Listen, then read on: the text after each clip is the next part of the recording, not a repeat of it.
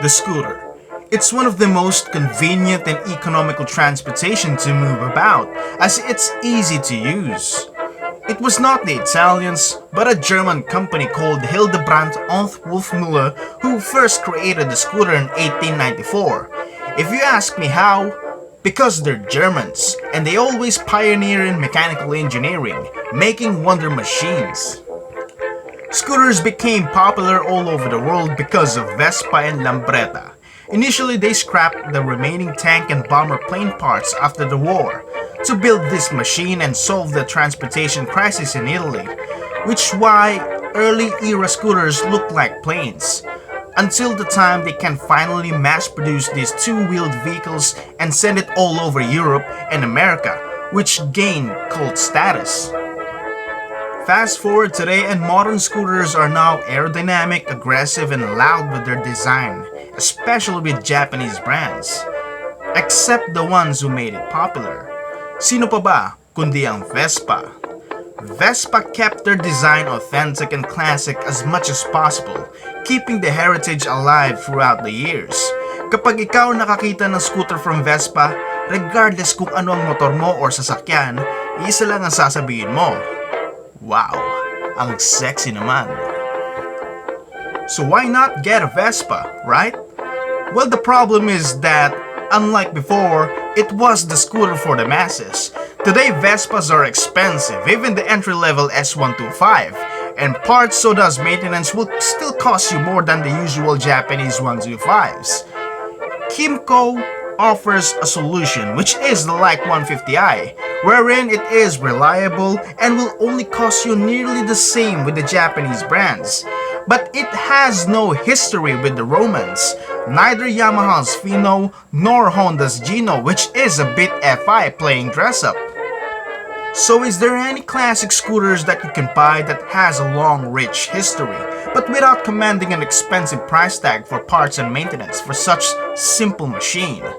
I believe there is one, and it's a company that you would not expect to fill the gap.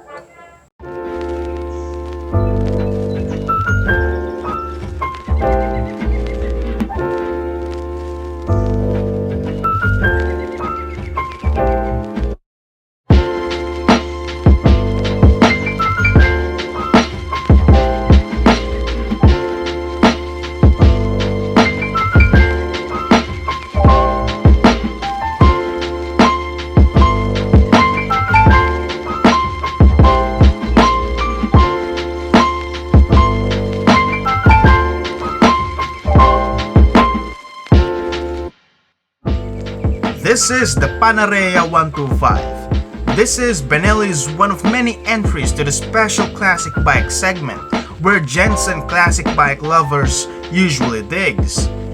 Intricately designed by the geniuses in Benelli Centro Stile, Italy, and mass-produced by their parent company Xianjing Group in China, then the parts are sent locally to Cavite to be assembled to further reduce the price. Para naman sa mga motorcycle races, just so you know, Vespa here in Southeast Asia are built in Vietnam and not by Italian hands. Globalized na ang mundo ngayon at common industry practice na yan, kaya huwag ka na maginarte. Benelli makes scooters and mopeds as well. They have a rich history of making small displacement bikes for an affordable price and have been making them since 1980s. Hindi lang nakarating dito sa Pilipinas for some reason. Don't believe me? They have bikes like 4950, Seta 50, Bobo 50, Pepe 50 Classica. Well, the list goes on. And that is one of the reasons why manufacturers would need to change the name of the bikes when exporting them to different markets.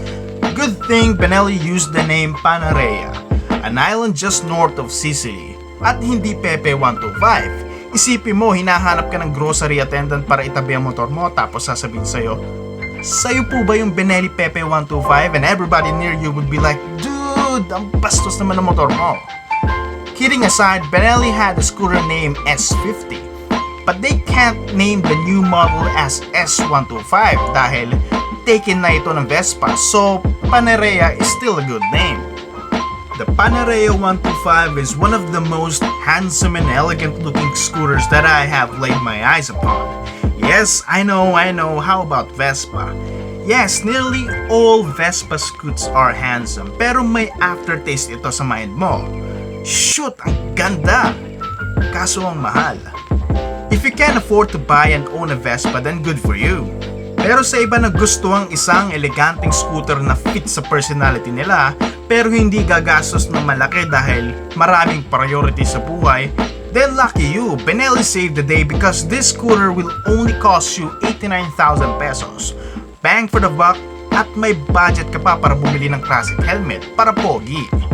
When I laid my eyes upon the Panarea, I never thought I could finally afford a classic scooter with rich history if I would decide to buy one as a commuter bike. This scooter is based on the old S50. It is handsomely designed and somehow resembles a Vespa Sprint as well.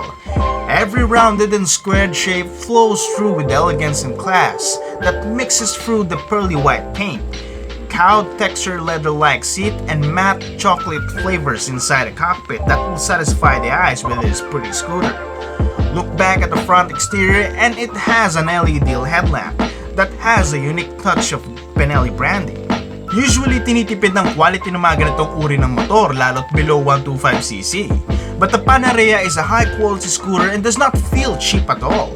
Touch the plastic from front to rear and it feels big bike solid dahil makapal ito. Hindi yung manipis na plastic feel na usual sa Chinese made bikes. Press the buttons and it feels good to touch, especially the horn.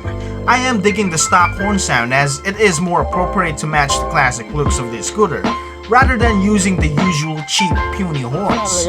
Sound, look at, check us in. Damn! Big man sound! Tip tip! Hindi siya yung parang mga murang bubusina. Ito. And guess what? It comes with a USB charging port, hazards, and a kill switch. Flip the ignition and the compact dashboard comes to life, providing basic information like trip meters, fuel indicator, odometer, and engine check light on the digital dash.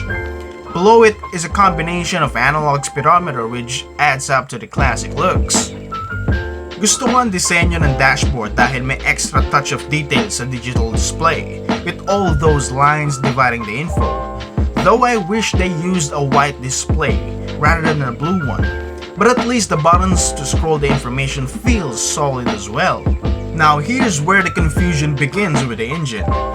Isipin mo bago pa lang ang motor na ito at exclusive sa buong Southeast Asia na sa Pilipinas pa lang ito available. Every website that I visit only tells some basic information but no engine specs. Even Benelli website does not include the Panarea 125. So talagang exclusive pa lang ito sa atin. Upon further research, the Panarea's predecessor was actually a carbureted Seta 125. And since Benelli's parent company is a Chinese manufacturer, which most likely they have done something to save R&D costs. After further investigation, I completed my research and found out that the Panarea's engine is the same as the VZ125i's mill. But I can be wrong here though if Benelli would officially release the engine specs. But by experience with these bikes, I feel 90% right that this is the fuel-injected 124cc single-cam 2-valve air-cooled single-cylinder engine producing 8.4 horsepower at 7,500 RPM and a healthy 9.2 Nm of torque as early as 6,000 RPM, governed by a CVT transmission that can achieve 95 km per hour depending on your weight and road condition. The engine is super smooth and I enjoy it so much.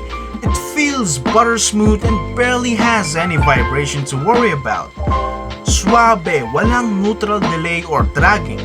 Combine it with the upright riding stance, soft supported seat, and excellently tuned suspension, and the experience is so good.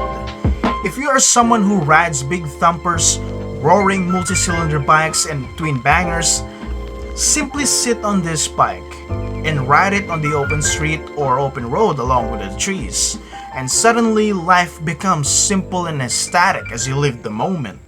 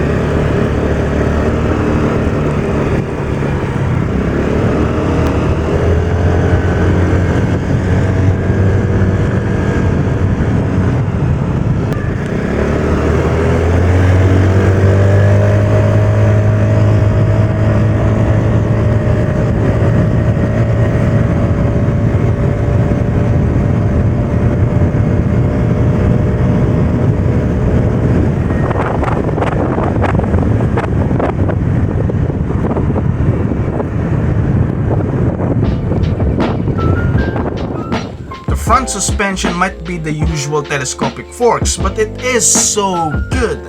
It dampens all road imperfection with ease and rebounds with grace, working along with the soft cushioned seat and the hidden coil spring monoshock on the rear.